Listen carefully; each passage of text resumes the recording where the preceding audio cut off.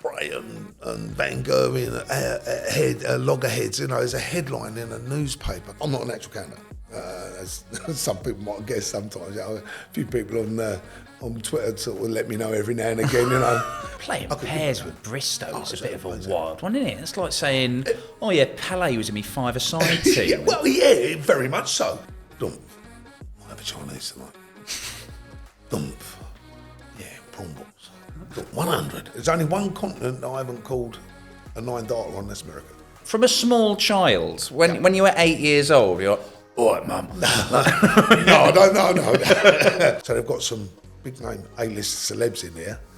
I spray on the end there. I've done 2 on EastEnders where I was with Phil Mitchell in the square. We've got cans there, both drunk and all the rest of it. And I think you told me that you feature very briefly in the film Garfield 2. Remember, yesterday is history. Tomorrow is a mystery. But today is a gift, which is why we call it the present. Welcome along to another episode of The Dart Show. I'm delighted to say I'm joined by the voice, Russ Bray, PDC referee of 26 years now, yeah? Yeah. Russ, let's go right back to the start. What was your early life like? Within the piece, absolutely fabulous. I mean, well, even before that. We're talking about Russ Bray, the man, as well as Russ Bray, the ref. I was born in South Ockenden in Essex, about 3 or 4 miles from where the Circus Tavern is now. It wasn't there when I was a kid. It was M25, but that's another story. Obviously that's where I scored. I lived there till I was 16. I went Ockenden Colts, which is now all got, most of that's all gone now. I then joined the police cadets in 1973 and met police cadets in 73 at Hendon. Become a copper proper 75. Done my probation, then went as a traffic cop for 11 years.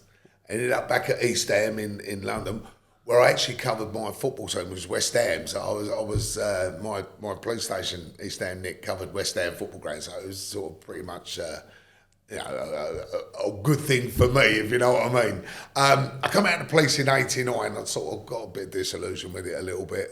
Got divorced and things like that.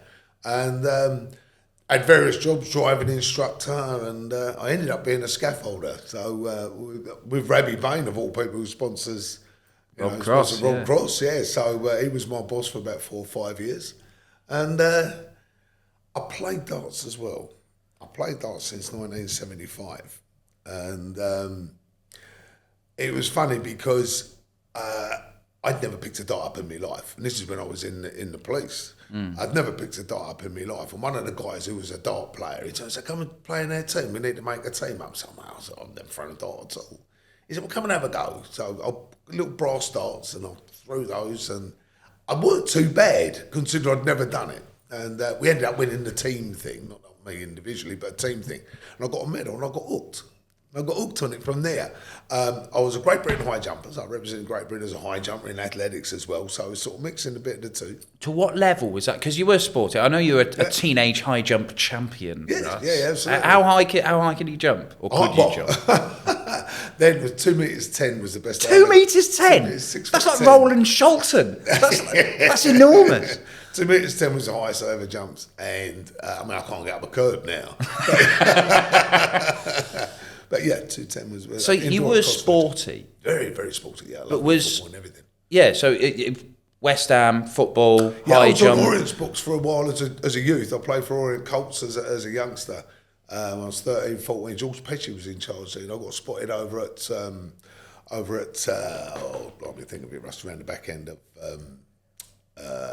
Blackwall Tunnel there, can't think of it. On the Hackney Marshes, sorry. Playing football on Hackney Marshes. And Paul Harris, who's still involved with Orient now, I believe, and Dennis Roth spotted me. I was a goalkeeper. And asked was I interested in coming up the Orient. I went up the Orient and played for the Orient Colts a couple of times.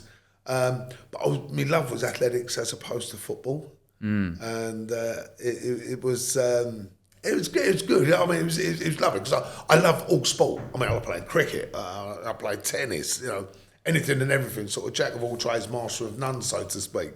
But just love all sport anyway. See, being a copper through the 70s and 80s, in London must have been a strange old time. There was social turmoil. There was all sorts of stuff. Well, the big thing you had then, obviously, was when you started with the riots. I was on the very first Notting Hill when Notting Hill went all crazy, and that was scary. I'll deny it was scary, and then you had the Lewisham riots, and then you had the miners' strikes and things like that. So, like you say, at that time, politically everything was in turmoil, and it strikes every 5 minutes, and there were Grundig riots was the very first one I went on in about 76, I think that was. That was the Red Hot Summer.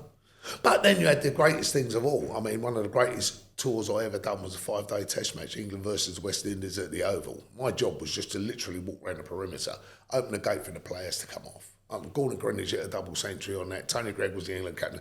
It was just amazing, you know what I mean? It was That just is out a of this good world. gig. So, I mean, life is that, isn't it? You take the rough with the smooth. And I've got to be honest, I've had a whole lot more smooth than I've ever had rough. Yeah, the voice is pretty rough though, Russ. Yeah. Have you always spoken like from a small child when you were 8 years old? You're like, all right, mum. No.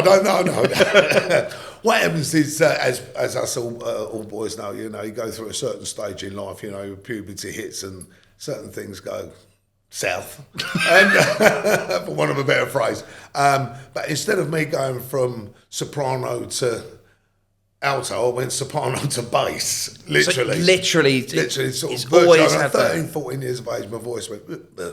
Because, I mean, obviously, everybody probably assumes that you smoke 9,000 fags a day. You used to be on the fags, didn't you? Yeah. Well, if I'll be honest, I smoked for 43 years. I started when I was 10, and I packed up when I was 43. When I was 53. And, Did you get your numbers wrong there, yeah, Russ? I always do. You know that. I'm always out by 10, Dan. Always out by 10. So I packed up when I was 53. Smoked for 43 years. And I mean, I've now smoked for coming on 12 years now. 12 years October. You do realise how ridiculous it is that the guy who started smoking at 10 years old was obsessed with athletics and became... It's so wrong. So wrong. Don't smoke, kids. Don't smoke. Look, when you're a copper, I mean, particularly when you're a traffic cop, I've talked to you before about it. I mean, you see some pretty grim things. I mean, I know you've had a lot more smooth than rough in your life, but that's a difficult job, right? Really? I mean, is that one of the reasons why you went away from it, just having to deal with... No. That was just personal. That was just personal in my own personal life. It's I'm a very simple person. In all honesty, people go on about counselling and things like that, which is great for people that need it and want it, and it's great that it's there for that. I'm not one of those people.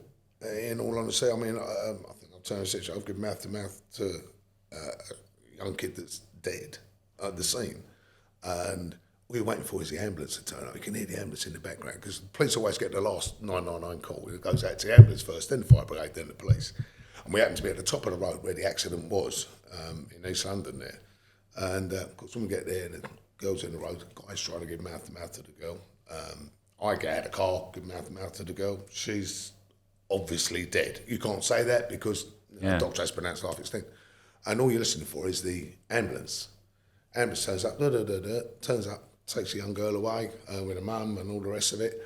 I stayed at the scene. My mate went with the girl and measured the scene up, and then get everything done like you do on the day, but we was off the road then for the rest of the shift, really. I got home about 1 o'clock in the morning, 2 o'clock in the morning by the time we tidied everything up. Back to work next day, 3 o'clock, 3 to 11 car. That was yesterday, it's not today. I mean, I've spoken with Alan Suter. Alan Suter's a fireman, professional darts player. We've been round his fire station, and obviously he's seen similar things. Absolutely. They do a lot of road traffic accidents and obviously house fires. Yep.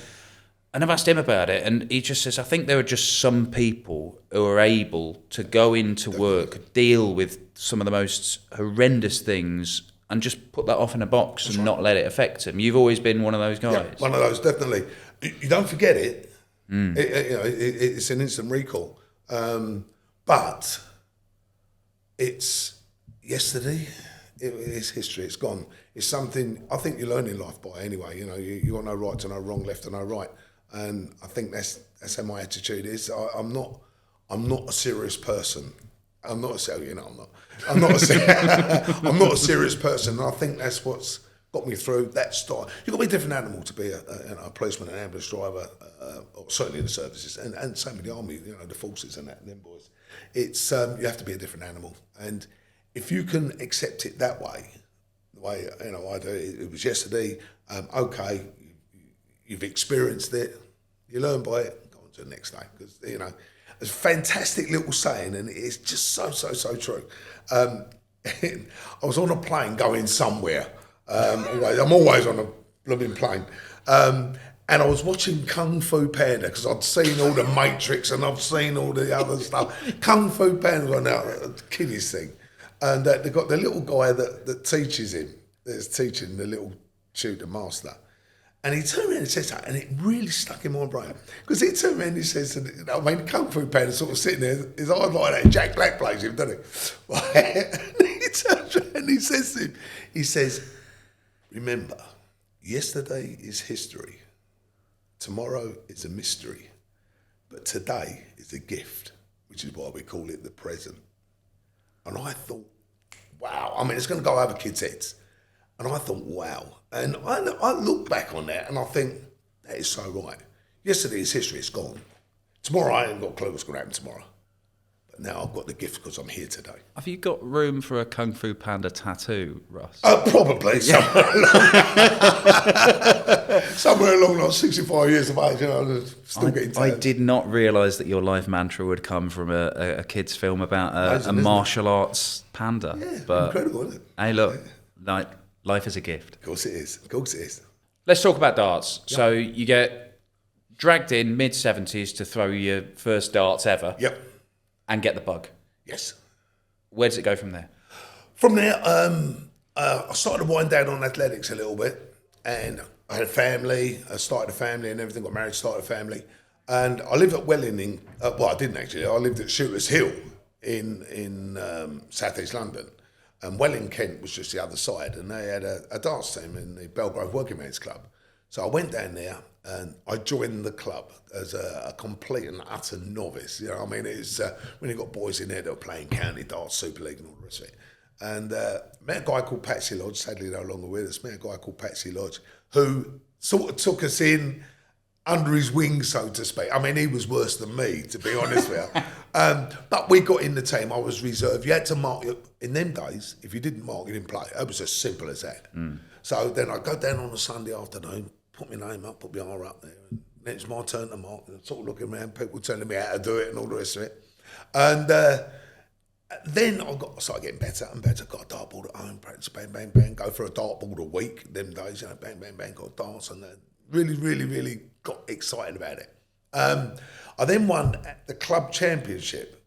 I won the club championship. I won a couple of Sunday afternoons where you nicked a tenner or whatever it was, Mm-hmm. And I then went on to play Super League, and from there I moved from Shooters Hill back to Essex, back in Hornchurch. Essex, bought a house in Hornchurch, and I joined the Essex Super League.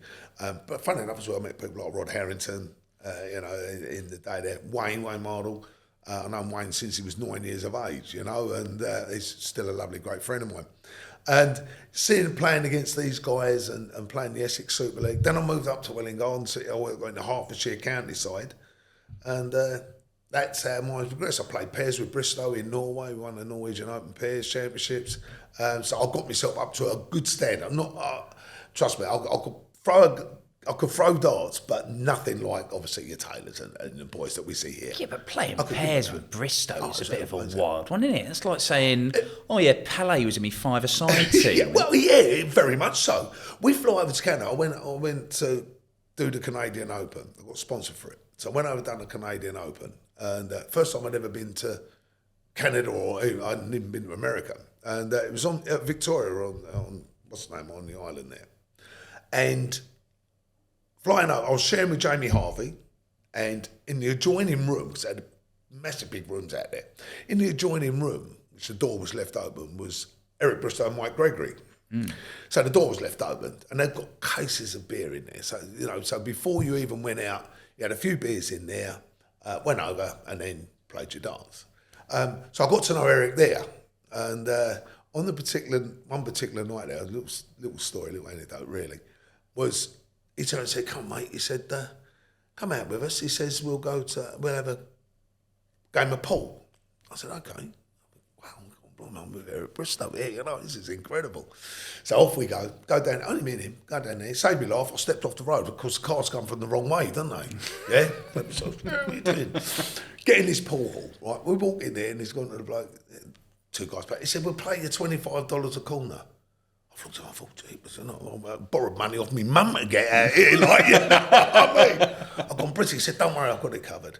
Well, we played the first game and lost it to these two guys.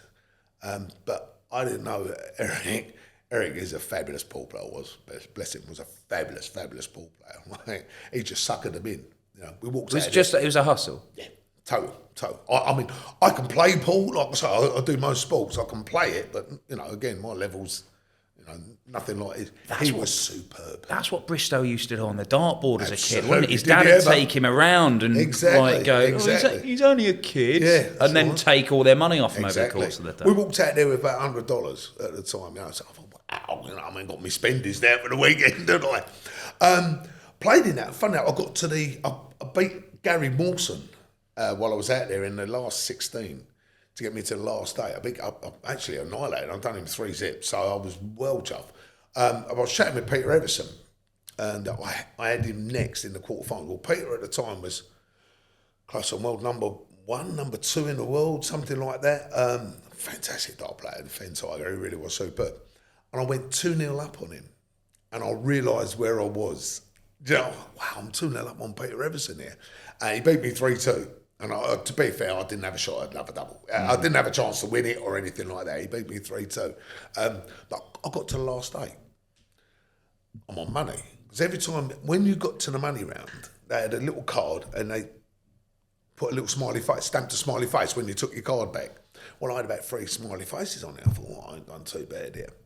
Well, I won just about $800 for getting the quarterfinal. Big money. What year was this? This was 1990, 91. So that's decent wedge there. Absolutely. Got better. I'm not playing pairs with anybody. Bob Anderson actually won that particular tournament, beat Alan Taylor from Middlesex in the final. Pete got beaten in the semis or whatever it was. I'm now paired with a guy called Maynard Liebel. He's a Saskatchewan farmer, big droopy tash. Remember Merv Hughes, the cricketer? Yeah. He had a big tash like that down there, like that. I'm with him. Never met a guy. Because they draw the random pairing allocation. Well, no, because I didn't have a pairs partner. I mean, they just paired you up? Yeah, Bristow's was playing. Anybody want a pairs partner? I said, I'll do. Okay, mate, you can play with Maynard. We got beat in the semis. We got beat in the last 4. Picked another $800 up. Right? I'm now in the 4-man Canadian team, right, with Maynard Liebel, the captain of Canada at the time. I've got no idea, and another guy. So there's 4 of us. Well, we're now in the semi-finals, and we've got to play. We've got to play a team from. Where were they from? Can't remember. Irrelevant. But the other semi-final was the USA team, Jerry Umberger, all the names, Rascal, all them sort of people there, playing Bristow, Anderson, Everson, and Gregory. Right? I mean, they can't lose, can they? But they got beat. Well, we won our semi-final. So now we've got to play the Americans in the final. We lose. We lose the Americans in the final. Got a beautiful plaque, the runners-up plaque, absolutely gorgeous. Yeah. And $2,000. I won $3,600. Yeah, which was, I mean, that was me fair. The whole shebang and some. And I thought, I like this. I like this. Unfortunately, that was about the most I ever won at any other given time. But I had great fun with it, you know. So I've had wonderful days out with the darts and everything else. I played county for Hertfordshire. And when did the transition come then? When did you go from being a player to a caller? When I joined the PDC, basically. So, but presumably, how did that happen? I was calling for the county. I was playing for the county, Hertfordshire, and the caller never turned up. A guy called Steve Smiley, I used to do all JR dart stuff. And so to help out, I said, well, I'll call a couple of games. I don't mind calling a couple of games because it's the stage is set up as it is on TV, as such, on TV. 2 markers, you've got your referee up there and you've got your peg ball, which show everything is. I said, well, I'll call a couple of games. So I called a couple of games before I played. Then went on and played. But when I walked off, someone said, oh, mate, that sounded all right. Well, I really, really enjoyed it. I really enjoyed calling it. It was completely different to what I've always done before because I've played. And it's a completely different concept as well because as a player, you know, you've got to go treble 18 to leave double 16. What you've actually scored, generally, you don't think about. But as a ref, you've got to head it up and what's the name? So it's a completely different concept. But I really enjoyed it. I walked off of there, excuse me, and someone said, oh, it sounded really good. I thought, next home county game, Steve Smiley ever turned up again. I thought, oh, lovely. I'll put a whistle on here and I'll call for the B team because I played the A team at the time. I'll call for the B team. So I've gone down there Saturday, got my whistle on, called a couple of the girls' games, called some of the men's game because I had another guy there that was calling as well, Trevor Wood. He was the main guy. Sunday, got my dart shirt on, played the game, whipped out, put a suit on, called for the rest of the A team. Loved it. You then had to split. Had to split with the PDC, well, WDC as it was then, which is well documented, WDC and the BDO. And our treasurer was John Raby, JR Darts. And he actually asked me, was I interested in calling for the PDC? So bearing in mind, at that time, you got banned from everything. You could not play, I couldn't play county, I couldn't play Super League, I couldn't play local league darts. Had anything to do with the WDC. By this time, darts is quite a big part of your life. Absolutely, yeah. Absolutely, massive. I'm a county player and you know, I practice every day and I played Monday, Tuesday, Wednesday every week, you know, and weekends obviously, all sorts of tournaments and that. And so I was saying, I turned and said, yeah, I'd love to. Because I'm not a political person either. You know, I don't like politics anyway, but I don't like politics even more in sport. You know, it's my fun, it's my pleasure, it's what I pay for. You know, please don't tell me I can or can't. You know, come on. At the end of the day, sense and sensibility. Anyways, I said yes, and I got invited up here at Blackpool, where we are now. I got invited to here on the Sunday night, '96 match play, on the Sunday night to call 2 games. They didn't televise it live, but they televised it because then we went live on the Monday in them days. Yeah. And my first game was John Lowe, and I can't think who he played. My second game was Paul Lim. Both the guys at that time were the only 2 guys that hit $9. So nervous as I could hear my heart thumping in my head. Tommy Cox, bless him, the tournament director, said, you know, take your time, be careful, we'll just see how you go. He said, because we are looking for a reserve referee. Bear in mind, you've got 2 iconic referees there anyway. Yeah. Bruce Bedley, Freddie Williams, you know what I mean? They were lovely because they showed me around and sorted me out. So I get on there, and called the first game, called the second game, walked off there. Didn't make any mistakes, so I was well happy with that, you know what I mean? Walked off of there. Tommy, you know, Tommy's like Tommy Cox, bless him. Yeah, lad, he says, we're not having a reserve referee. I thought, oh no, I've cocked this up, I've done it all wrong. We're having 3 referees, welcome to the PDC. And that's how I got into the PDC. That's why I packed up darts, so to speak. I didn't play darts because I couldn't. Yeah. And rest is history. Happy bunny. The first, I mean, look, I know you'd been calling games locally and stuff like that, but to go, admittedly not on live telly, but on a big tournament like this, Winter Gardens, first game, John Lowe. Yes. John Lowe. I mean, you say that your heart was beating out of your chest. I mean, was it a good feeling, or were you just going through that entire thing going, I felt please don't make a mistake? Yeah, I felt physically sick walking up there. Honestly, I felt physically sick. My tummy was going, Fortunately, I knew John through playing. Met him on quite a few occasions and even played against him. So I knew John, not hello mate, John, but I knew him. So that made it a little bit easier, if that makes sense. But nerves, it's uncontrollable. It was horrible. My tummy, you know, you want to feel physically sick. And it was very, very nervous. Once I'd done it, it was a fantastic feel factor. You know, once I'd actually done it, it was a great feel factor. But yeah, I mean, and of course, as you go on, it gets better. Do you still get a buzz stepping out on love stage, it. quarter of a century later on? Yeah, I love it. I absolutely love it. I love it. That's what I try and put across. That's what people see. You know, I do get up there. I do love doing what I do. It's a fantastic job. You know, I get up there and, you know, especially when you've got 2 treble 20s have gone in there. Deep breath, you know, ready to call a 180 and bang, that goes in, the crowd go up, you go up, and of course, it's amazing. Has your style changed from those early days? Yeah, or did you walk on fully formed Russ Bray? No. I think things developed because, again, you had Bruce and Freddie. You know, they were already known for their 180s, for their style and all the rest of it. I had to be different. Well, fortunately I was, because my voice is different anyway. But I needed to be different. I wanted to be different. They wore suits. They wore jacket and trousers. Yeah, so I wore a suit. Then I was like, oh yeah, they wear suits. So I wore a jacket and trousers, but I changed it, Mandarin collar. Or wear a shirt that don't need a tie. Totally different. Totally out of the wall. You have had some rascal outfits over the years, right? I'll tell you one funny one, right? It made me laugh. We was in Vegas, the Desert Classic, and I got a light blue safari suit, short-sleeved. A Short-sleeved safari suit. Short-sleeved, yeah. Looked smart, looked nice. Looked like what Did it? I thought we did. Right? Anyway, I called in that, bob, do the Vegas. We come back from Vegas, start of Vegas, this one. It's the match play. So, second day of the match play, because I got all my suits. I shared with Phil Jones in the day. All my suits there. I thought, well, I'll put that one on the day, it's hot. So I put that on. Getting there, cool. Come off the stay off that match. Tommy Cox told me, like, yeah, man, will you come here, man? I walked in there. I said, all right, Tom, what are you wearing? I said, suit. You cannot be wearing that, man. I said, well, I did in Vegas. You make me, did you? Then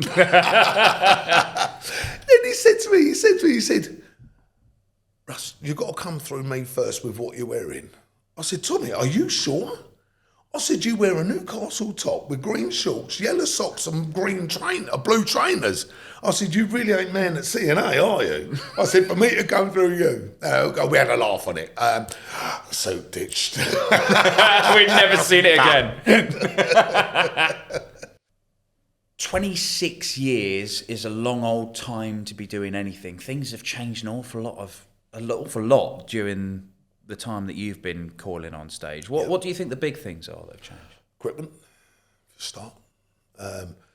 Well documented again, you know, the dartboards with the thicker wires and the staples in them. You know, you look at a modern day dartboard, it's, you know, struggle to see what side the dart's in half the time because the wires are so thin. So they are effectively bigger. The darts themselves, the products themselves, you know, is everything. 25 years, 26 years, everything advances. You know, you can make, you know, a longer barrel lighter, or you can make a fatter barrel lighter. You know what I mean? It's that's changed massively. The crowd has changed massively. You know, the audiences and the people turning up have changed massively. I mean, I know that we're in Blackpool at the minute, and the Winter Gardens is a long-standing venue. But I mean, you've seen things like the Premier League go from being in leisure centres in Carlisle or wherever to 10,000 people in Berlin and the O2. I mean, have you been surprised by how the game's changed? Because you've got along with it, to say you haven't noticed it, it's obviously now looking back, yes. Then you sort of gone with the flow, with the roller. When we used to do the Pro Tours of a weekend, we'd drive to a pub in a van, a transit van, get out the transit van, help put the stage up, help put the mic in up, do the tournament for the day in the pub. At the end of the night, everyone, you got your winner, game shot in the match, you know, so and so and so. We're out there, mic down, pack it all away, getting all the ball down. obviously don't do that anymore. You know, You're that's too big time. That's no. I wouldn't. Fortunately, this is where things have gone on and got better. You now got people that actually do it for you. You know, you go to a venue, everything's made up and done. We don't have to do that anymore, which is what we've done in the early days. And that's good things to look back on. Things are a million times better now. A million times better. Like you say, you go to a venue and it's already set up. You look at the stage up there and it looks magnificent, and you know you're going to. I mean, the first time we done the Holland, the Hoy Arena, there was 12,000 Dutch guys. It was just a sea of orange. The O2 in Dublin, when we went there the first time, you know, the furthest person away is 60 yards. I mean, you must look like a pimple on an elephant's backside, you know, from the back there. Fortunately, we've got the screens to see it, but that's the intensity of the game these days, which it wasn't as intense then. Because don't forget, darts had come off the telly. So it was a matter of building up that again with getting the audience in to come back to watch the darts, you know? Yeah. I mean, things have changed from the TV side of things as well. Because even the lighting and everything, because back when you first started out, those stages were unbearably hot. I mean, they're hot now anyway, aren't they? But, incredible. I mean, how did you even do it with the full suit on, even if it's not got sleeves? Well, dressed properly. You mean. Yeah. Tommy Cox approved dress. Yes. But I mean, a long game on those big stages. Absolutely. It's got to be difficult to maintain your concentration and get things right constantly, isn't it? Yeah, we had here. This is going back a few years now when we did have suits on. Before the match had even started, Phil Jones was doing the MC. Phil Jones was calling the players on, and I could feel the sweat running down my back already. And I'm not, in general, a sweaty type of person. You know, it takes a lot for me to sweat, and I could feel it running down my back. And they reckon it read something like 43. 42 on stage, on a thermometer on stage. And the game I done then went on to something, I don't know, went on to 27, 29, you know what I mean? Because you had to win by 2 clear. None of this, extra 6 legs, should it be, blah, blah, blah, like we have now, like with the tie break thing. It just went on and on and on.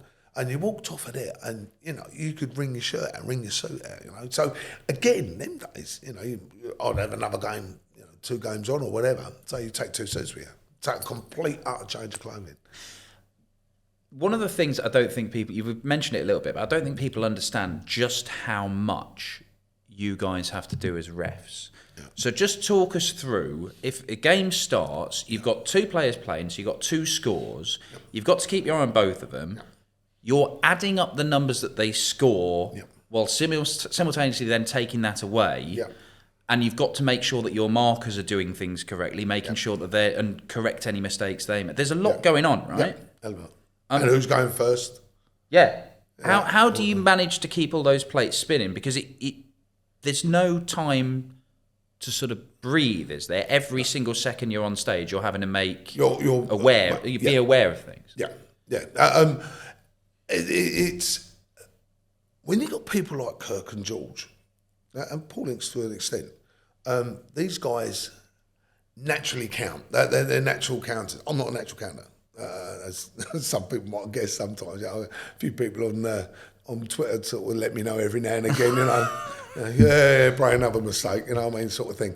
I'm not a natural counter. So mine to me is I've really got to concentrate, and I've got the concentration of a gnat half the time. Which is why it's better if you've got a quick game. A quick game for me, I will very rarely make a mistake. Slow game, I'm more likely to. And the reason I say that is because you've got the gap between the throws. Dumph. Might have a Chinese tonight. Dumph. Yeah, prawn balls. 100. And where am I in the game? That's unfortunate. That's unfortunately Russ Bray, you know what I mean? And it's... On a slow, quick game, you haven't got time for that. So it's boom, boom, boom, 100. Check this, put 100, 4 on, 1 down. Say I have to check.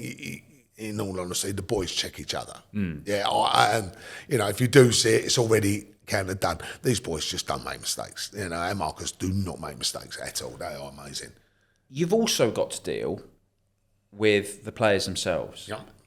And they can be unpredictable. Exactly. It's emotional. It's high stakes. There's lots of money and all sorts of stuff on the line. Exactly. What are the most awkward situations you've had to deal with on stage? Awkward. Probably when someone's had to go at each other at the end there. I remember Phil at Bullseye against Kev Painter at the Circus Tavern, and Kev took umbrage to it, and so he just stepped between them, separate, take the incident away, take it off stage, so it's not on TV. You just, things like, I mean, fairly recently in Aberdeen, I think it was when Michael had a few words with me calling the crowd to order with Johnny Clayton when Johnny Clayton was trying. You diffuse the situation as best you can. Diffuse the situation. We had it again with Gezi and Adrian Lewis a little while back on the Pro Tour. Step in between, diffuse the situation, get the lads off stage, keep them separate. And to be honest with you, 5 minutes later they're having a cup of tea with each other and chatting. Okay, that's pretty much, you very rarely get anything go above and beyond that. But it's just a matter of talking to them. Unfortunately, I've been there a long time, so a lot of the guys will respect what I say. Do you know what I mean? They don't try and take the rise out of us or anything like that. Emotions do run high because, like you say, they're playing for a lot of money. The guy opposite there is trying to take a dinner off your table. So yes, you've got to weigh up that situation as well. So. Yeah, I mean, you see it happen in loads of sports all the time, like football or whatever. Yep. The players will square up sometimes, and then it's forgotten about 2 minutes later. Absolutely. In darts, if somebody has a cross word with somebody, that gets dragged up weeks and weeks and months later. Sensationalism, unfortunately, the media thing is sensational in the papers. Again, I'll go back to me and Michael. Bray and Van Gerwen, loggerheads, there's a headline in a newspaper. What was that about? Come on. Johnny Clayton, every time Johnny Clayton was thrown, the guy... Oh, it was just the Premier League one? The guy was whistling, yeah. And I turned and said, thank you. As Michael was walking up to the hockey, no one was at the hockey when he was walking up. And he took a little bit of umbrage at me having a pop at that. Hey, everyone to their own, but that all got squared up. Everything was all fine. He was as good as gold. I was having breakfast the following morning, chatting away, laughing. Completely different thing, and that's what happens in the game. Occasionally, you do get one that does seem to flare up and get some notice. The one I remember, it was in Gibraltar with Phil Taylor, and there was a double that. I mean, to this day, I don't even know if it was in or not. I don't know. That. Well, that's the one. And that went on. Stanley. Yeah, and that went on for weeks and weeks and weeks, didn't it? And that got fueled a little bit more because Eric turned around and said Phil cheated. Yeah. Eric Bristow said he cheated. So, of course, the Sun got hold of it. Bang. Bristow calls Taylor a cheat. And that, like I say, that sort of ran forever. Whether it was in or not, I thought it was, me personally, from where I stood. That's another thing. See, people don't realise. On TV, when they show the dart on TV, you're looking at it square on. You see the dart going in. We don't. We're at an angle. And you've got reflective lights and all sorts. So, that's why we tend to step in to try and square up to have a look. I was that side. I'd had my eyes lasered 10 days before that, funnily enough, and that's the gospel truth. I was lasered, so my eyes were still getting used to not having glasses and things like that. And I called the game. Bang! I was double 12, game shot. Phil sort of walked up and hesitated, and I actually said, "Oh, is that in?" And he just took the darts out, turned around, and walked out. So I assumed it was. Yeah. That's why I was commentating on it. Yeah. And I thought, that didn't look into me. Yeah. And then it just carried on. I was like, well, it probably was then. Yeah, well, absolutely. Sometimes you've got to look at the integrity of the person as well, the player as well, because, a lot of the time they will know. Anyways, after all that, it turned out it come down to my mistake. But me and Dean Winstanley never spoke for about 6 months after that. And I saw him at a tournament. We was mates, all good chatting, always spoke to each other. And I collared him, I pulled him and said, mate, he said, I thought you'd have said something, blah, blah, blah, said sorry or whatever. I said, Dean, I thought it was him, mate. At the end of the day, I apologise if it wasn't. I said, but I honestly thought it was. I said, all right, it's proved that it weren't. I said, so, I will say sorry now. I said, but Jesus, There's no intention in anything. I don't side with anybody. I don't. I mean, it's one of those things. But we're okay now. I mean, we're good as gold now. You've been all over the world with this sport, which perhaps might have surprised you when you first signed up 26 years ago. You thought it'd be. I mean, there might be a Canada trip or an America trip. It's going to be Blackpool and Barnsley, Circus Tavern, Essex. Yeah. But I mean, you have been everywhere. What opportunities has this sport given you that you just didn't think was going to happen? Off to Australia on the 7th of August next month. Yeah. And that'll be my 35th trip to Australia. Flipping heck. Yeah. Your air miles must be incredible. That's fantastic. Gold member with BA. Thank you. My next trip over there is my 35th. If I'll give you something like September, first week September Budapest, second week I'm in January in Germany, third week I'm in Kuala Lumpur for the Malaysian Open, and the fourth weekend I'm in Fukuoka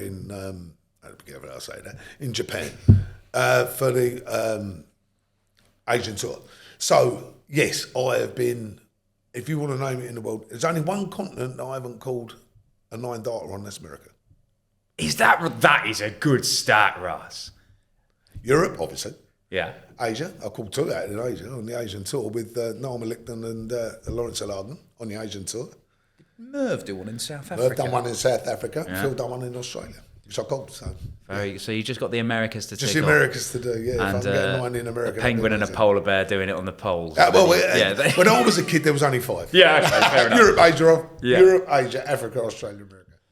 Right, Russ, your voice is probably your most distinctive characteristic. Not just darts you've used it for either, is it? Nope. No. Go on, give us the spiel. Oh dear. I mean, adverts. Yep, lots of adverts. You're still getting paid for those? No, they can't say it anymore. McCoy's Chris advert. I mean, can I say that on here? Yeah, you can say that, mate. Yeah, McCoy's Chris advert because it's Man Chris and it present day. Give it the full, mate. Rich, thick, and unashamedly colossal. McCoy's Man Chris. There we go. Yeah, but it might come back round. You never know. Yeah, I've done McCoy's, done Feaster's Burgers. I've done Lenny McLean's. The film thing in for the film Lenny, the preview for it. Did a voice for an animated film as well, didn't you? I'm waiting. Oh, he's waiting? Yeah, I'm on a kid's CD. It's called The Land of Sometimes. It's a beautiful CD. 2 young kiddies, 4 or 5 or whatever they are. They go to the land of sometimes where the sea's yellow and the sky's pink. And the first thing they get off the boat and they stand on what they think's a big rock, big round rock. But it's actually an animal called the river slouch sling. Who happens to be a PDC referee. He does. And he sort of kicks in with the it was amazing because they turned around, the young lady, or the woman that done it, Francesca Longrig, her husband is the manager of Jules Holland and Pink Floyd. But I got the gig, got my voice and bits and pieces, but she turned and said, right, okay, Russ, I'm in a studio, so you've got, no one can see me. Mm-hmm. All I've got is the cans on and a mic down here. Normally when you're in the studio, you've got a glass there and people can look at it. So it really helped me, actually. Because she said, okay, then, Russ, she said, what I'd like you to do, I've got the read there. She said, if you could read it out, hello there, I'm a river slouch sling, blah, blah, blah, blah, blah. Lovely, she says. Can you do it gangstery? Well, I go, yeah, hello there, I'm a river slouch sling, blah, blah, blah. She said, okay, then, Russ, she said, what I'd like you to do is sing it. Right now, the alarm bells. I said, Francesca, I don't even talk in tune, let alone sing. She said, well, listen to how I sing it and just copy it. So I'm listening to a recording of her singing it. Hello there, I am a river slouch sling. Is that how it goes, sort of thing. And I just done it. Because no one could see me. I thought, right, just go for it, man. What's wrong with you? No one can see you. I'm going to embarrass yourself. So I was in there. Hello there, I am a river slouch sling. That's not even like the whole thing. However the words go. Absolutely love it. And it's on Amazon, so you can buy the thing. I get no cheeky plug in there. I've got no rules. I'll get no royalties and nothing out of that. But what they're doing is they're going to make it an animated film. And of all the people that are on the CD, they're only using 2 of us. Me and Ruby she's a singer anyway, a proper singer, fabulous singer, songwriter. But what they've done is they've got in to do the other characters for the animated film is David Williams, Helena Bonham Carter, Ewan McGregor, Terry Jones from Monty Python, but I don't think Terry's too well at the moment. So they've got some big name A-list celebs in there. Russ Bray on the end there. So and they kept me in there, which is amazing. So I can't wait to get in the studio and have a crack at that. Is that one of the most out there opportunities that being in this game has offered you? Of course it is, yeah. Things like that. I've already been in the film. I was in a film called Heartlands with Michael Sheen and Carter, who the guy that plays the butler in Downton Abbey. Oh, okay, right, yeah. I'll tell you who else was in that was AD. I'll tell you, for names, I'm so bad. He was in the Full Monty. Mark Addy? Mark Addy. Right, Yeah. okay. What role did you play there? He was part of the darts team, part of a darts team. Right. Mark Strong. I don't know if you know Mark Strong. Yeah, Mark Strong, great actor. And also James Corden.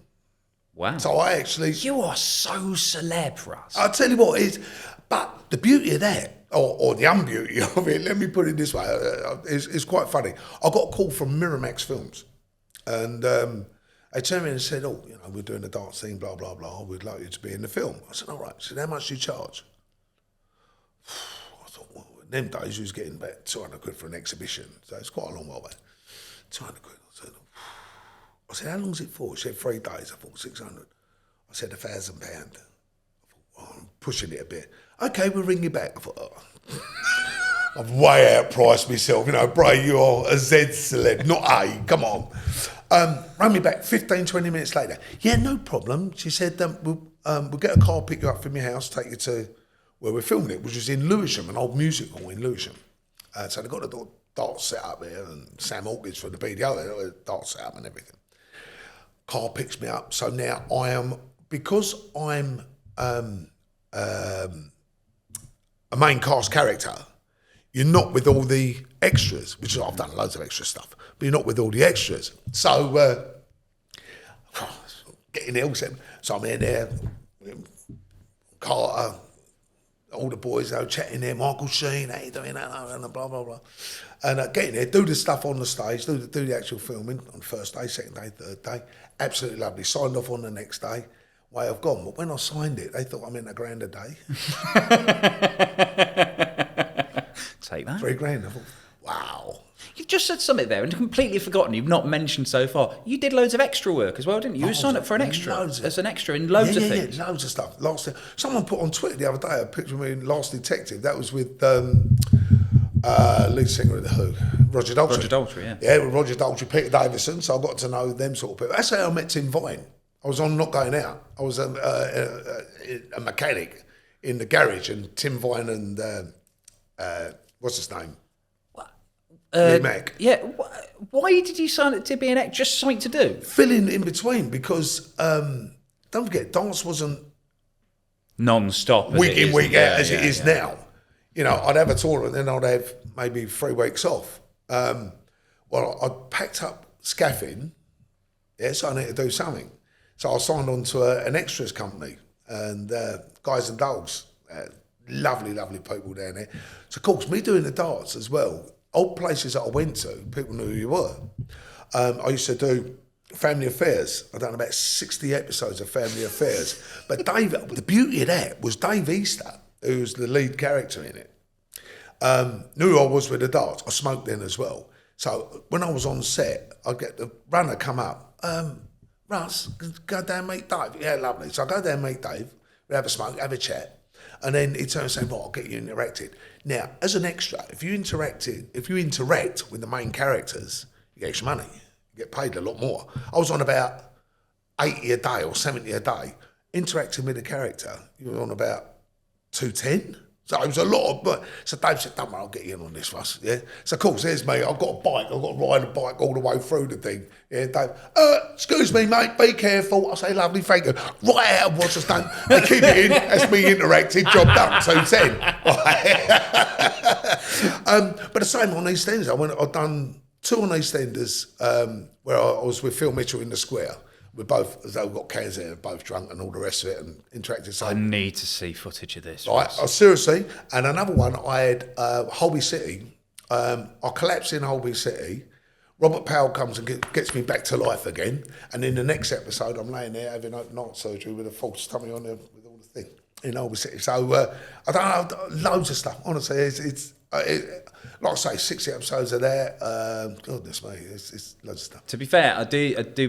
I've lost several hours of my life because of you. Because you told me that you told me that you feature very briefly in the film Garfield 2. Apparently so. Yeah, Me and Sid. Well, I know because I spent ages online going through that film just to find the 4-second bit. Oh, there's a game of darts on the telly Yeah. that Garfield flicks over to, and you're there calling the game. Wow. So I'm blaming you for that waste of my life in trying to Never going to get them hours back. No, I'm not. Can I invoice you? Of course you can. Yeah, lovely. Yeah. It was going to be 80, but I did loudly swear, so I'll bump it up to 210 because I actually said something. You've interacted. Yeah, Russ, thank you for interacting with us. It has been illuminating. You're a man who's led 27 different lives in one, and plenty more to come. Thanks very much, Dan. Thanks very much, guys.